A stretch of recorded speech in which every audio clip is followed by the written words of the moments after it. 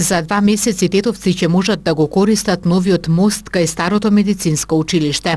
Ако досега на ова место поминуваа само пешаци, откако мостот ќе биде завршен, по него ќе се одвива и сообраќај. Градежните работи започнаа пред Нова година, па поради зимскиот период и високото ниво на реката, активностите за изградба на мостот се одвивале со бавно темпо.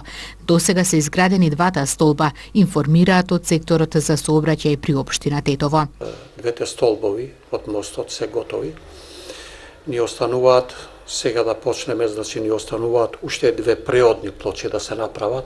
Тие се две плочи од двете страни на реката, значи на мостот.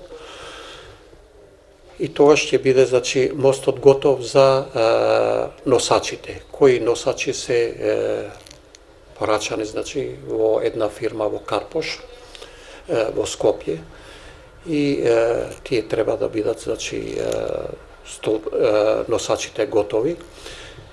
Фирмата што ја изведува работата ми кажа дека носачите се, значи, порачани и за околу 40 дена, значи, тие ќе бидат готови.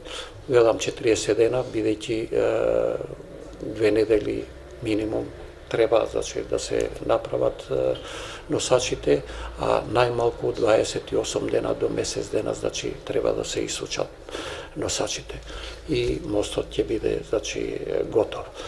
Со пуштањето во употреба на мостот значително ќе се олесни сообраќајот во овој дел на градот. Ќе го олеснува сообраќајот во мостот кај Горна Чаршија, во улицата Браќа Миладиновци, Ѓорче Петров и од другата страна, значи од патот на кај Путициве и надолу на кај Стариот Ама.